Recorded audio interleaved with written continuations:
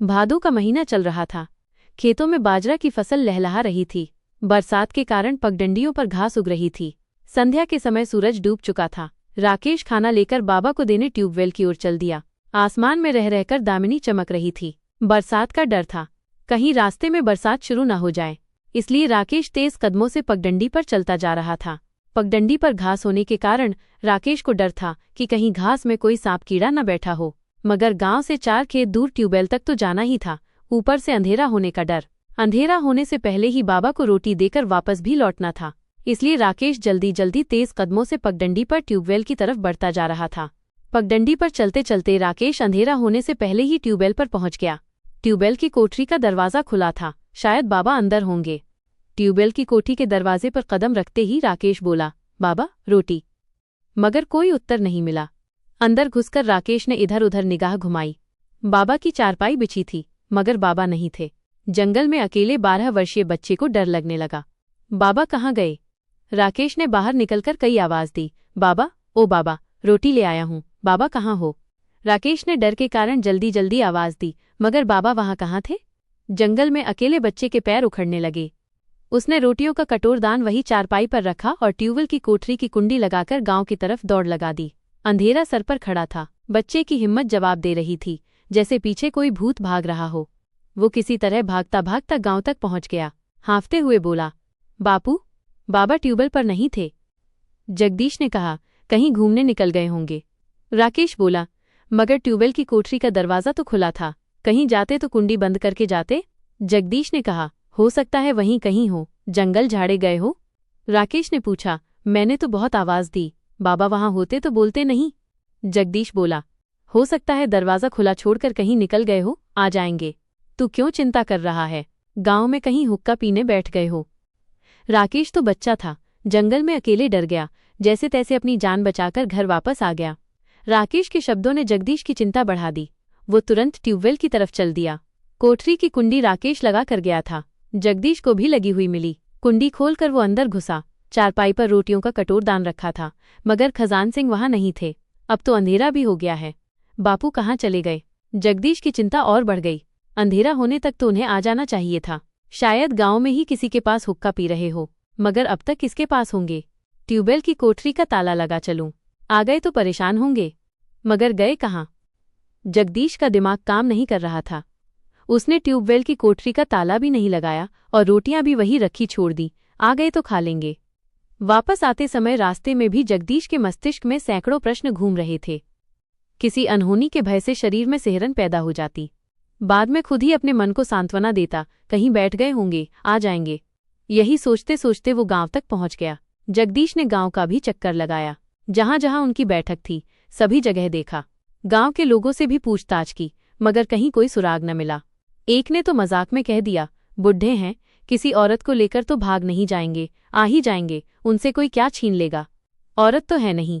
जगदीश के हृदय को संतोष नहीं हुआ। घर आकर लालटेन उठाई और पुनः ट्यूबवेल की ओर चल दिया। रात के लगभग 10 बजे बज गए होंगे। अंधेरा घना था। जगदीश लालटेन के प्रकाश में पगडंडी पर चलते चलते ट्यूबवेल तक पहुंच गया। कोठरी की कुंडी ज्यों की त्यों बंद थी, जैसे जगदीश करके गया था। लालटेन के प्रकाश में जगदीश ने ट्यूबवेल की कोठरी के आसपास भी चक्कर लगाया, शायद कोई सुराग मिले, मगर सब कुछ सामान्य सा ही लगा। कहीं भी कोई शक की वस्तु न मिली। जगदीश चक्कर में पड़ गया कि बापू गए तो कहाँ गए। किसी रिश्तेदार के यहाँ जाते तो बताकर जाते। उन्होंने तो कोई ऐसा जिक्र भी नहीं किया था कि कहीं जाना है तो कहाँ गए। कहीं कोई दुर्घटना तो नहीं हो गई। अगर ऐसा होता तो अब तक सूचना भी मिल जाती, क्योंकि कई घंटे गुजर गए हैं। जगदीश के मस्तिष्क में अनेकों तरह की जिज्ञासा पनप रही थी, मगर रात्रि में कहाँ खोजें। बरसात के कारण पगड़ियां भी अंधेरे में चलने लायक नहीं थीं। सब पर घास हो रही थी। बरसात में कीड़े मकोड़ों का भी डर था। पगडंडी पर घास में कहीं सांप बिच्छू बैठे हो। रात में जाएं तो कहाँ जाएं?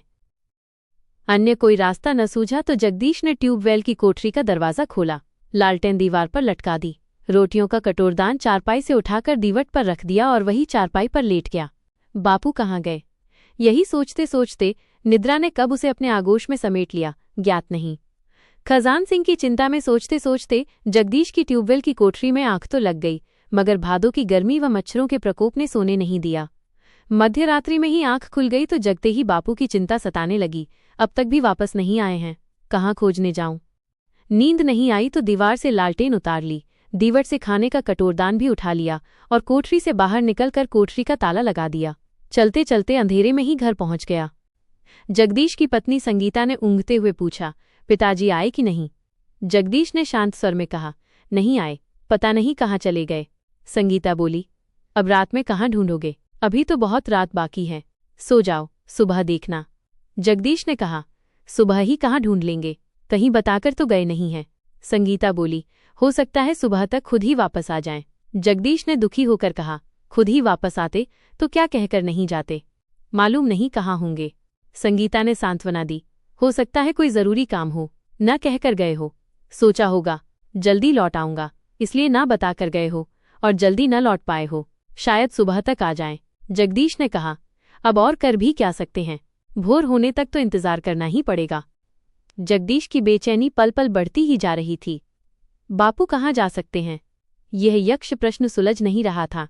नींद आंखों से कोसों दूर भाग गई थी। भादों की काली अंधियारी रात भोर होने से पहले और काली हो जाती है। जगदीश भोर का इंतजार कर रहा था और भोर आगे खिसकती ही जा रही थी। इंतजार का एक एक क्षण युग के समान बीत रहा था। काली अंधियारी रात भी जगदीश को डरा रही थी। इंतजार का एक एक क्षण कटकट कर आखिर पौ पटने लगी। सूर्यदेव के आगमन से पहले ही अंधेरा अपना साम्राज्य समेटने लगा तो जगदीश घर से निकलकर पुनः ट्यूबवेल पर पहुंच गया। कोठरी का ताला ऐसे ही बंद था जैसे वो करके गया था। सूर्यदेव का उदय हुआ तो प्रकाश की किरणें धरा पर नया जीवन बिखेरने लगी। जगदीश ने कोठरी का ताला खोलकर पुनः अवलोकन किया। सब सामान सामान्य ही लग रहा था। बापू के कुर्ता धोती भी खुंटी पर लटके रहे थे। एक जोड़ी कुर्ता धोती वो ट्यूबवेल पर अतिरिक्त रखते थे। कोठरी में सब सामान भी मौजूद था। रिंच, प्लास, हथौड़ा, फावड़ा, खुरपी सब यथास्थान रखे थे। चोरी डकैती की भी कोई संभावना नहीं थी। कहीं से भी किसी प्रकार की कोई सूचना भी नहीं मिली तो कहाँ गए? जगदीश ने कोठरी के बाहर निकलकर भी इधर उधर नजर घुमाई। आसपास की पगडंडी पर भी देखा। घास के ऊपर ओस की बूंदें लदी पड़ी थीं। इधर उधर तलाश करने में जगदीश के पैर ओस से पानी की तरह भीग गए। हार थक कर ट्यूबवेल की कोठरी से ताला लगाकर जगदीश वापस घर चल दिया। घर पहुंचकर जगदीश ने कुछ लोगों को भाड़ा देकर इधर उधर रिश्तेदारों के यहाँ भेजा। खुद साइकिल लेकर आसपास के गांव में तलाश करने लगा। एक गांव से दूसरे गांव घूमते घूमते जगदीश को दोपहर हो गया। आसपास के गांव तक भी ये बात जंगल की आग की तरह फैल गई। खजान सिंह लापता है। गांव के लोग भी आसपास के खेतों में खजान सिंह को खोज रहे थे। कुछ लोग खजान सिंह के ट्यूबवेल पर भी पहुंच गए। ट्यूबवेल की कोठी का ताला लगा था। चाबी जगदीश के पास ही थी। ट्यूबवेल के आसपास सभी खेतों में बाजरा की फसल लहलहा रही थी। गांव के कई लोग इधर उधर तलाश कर रहे थे। तभी एक खेत में कुत्तों का आवागमन उन्हें कुछ अचंभित कर गया। कुत्ते खेत में घुसकर भौंकते और बाहर निकल आते।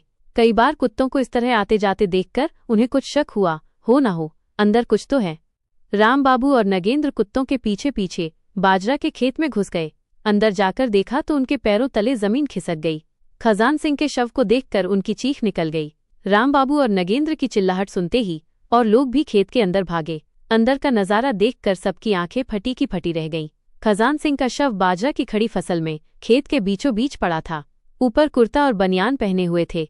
नीचे का अंडरवियर व धोती उतरी हुई पास ही में सुरक्षित रखी थी, जैसे उन्होंने खुद ही उतार कर रखी हो। खजान सिंह का शव मिलने की सूचना गांव में भेजी गई तो गांव से लोगों की कतार लग गई। जिसने भी सुना खेत की तरफ दौड़ा चला आया। कुछ समय में ही बात जंगल की आग की तरह पूरे गांव में फैल गई। गांव के आदमी, औरत व बच्चे सभी खेत पर पहुंच गए। बाजरा के खेत में मेला सा लग गया। भीड़ के कारण फसल पैरों से टूटकर जमीन पर बिछ गई। लोगों में तरह तरह की चर्चा शुरू हो गई। पूरे क्षेत्र में बात फैल गई कि खजान सिंह की हत्या हो गई है। जगदीश भी सीधा खेत पर पहुंच गया। बापू के शव को देखकर हृदय पर वज्रपात हो गया। आसमान से तड़पड़ाती हुई दामिनी जैसे जगदीश के ऊपर ही गिरी हो। शरीर में कांटे खून न रहा। इधर उधर पछाड़ खा खाकर दहाड़ रहा था। संगीता और राकेश भी रोते रोते खेत पर पहुंच गए। लोगों ने जगदीश के परिवार को संभाला, सांत्वना दी और खजान सिंह की हत्या की सूचना पुलिस थाने को पहुंचा दी। सूचना मिलते ही दरोगा भुजबल सिंह दलबल के साथ आ धमके। गांव से 4 खेत दूर बाजरा के खेत में खजान सिंह की लाश के पास भीड़ का मेला सा लगा था। दरोगा भुजबल सिंह ने अपनी बुलेट मोटरसाइकिल खड़ी की और सीधे घटनास्थल पर पहुंच गए, जहां खजान सिंह की लाश पड़ी थी। पुलिस आ गई तो भीड़ का घेरा इधर उधर हट गया। दरोगा भुजबल सिंह बड़े ध्यान से खजान सिंह के शव को देखने लगे। शरीर पर कोई चोट का निशान या घाव नहीं था। ऊपर के कपड़े पहने हुए थे, नीचे के अंडरवियर और धोती एक जगह सुरक्षित रखे हुए थे, जैसे खुद उतार कर रखे हो। तो मौत कैसे हो गई? हत्या का केस किसी भी तरह नहीं लग रहा था। कोई चोरी चौपाटी भी नहीं हुई थी। हत्या का कारण जानने के लिए दरोगा भुजबल सिंह ने लाश का पंचनामा भरवाकर खजान सिंह की लाश को पोस्टमार्टम के लिए भेज दिया। पोस्टमार्टम की रिपोर्ट का इंतजार था। खजान सिंह की मौत रहस्य बनी हुई थी। गांव में तरह तरह की बातें हो रही थी। कोई इसे हत्या कह रहा था तो कोई इसे अचानक आई मौत। जगदीश और उसका परिवार गहरे सदमे में थे। 2 दिन बाद पुलिस थाने से पोस्टमार्टम रिपोर्ट आई। दरोगा भुजबल सिंह ने जगदीश को बुलाया। थाने में जगदीश के साथ गांव के कुछ बड़े बुजुर्ग भी मौजूद थे। दरोगा ने रिपोर्ट पढ़ते हुए कहा, खजान सिंह की मौत किसी चोट या जहर से नहीं हुई है।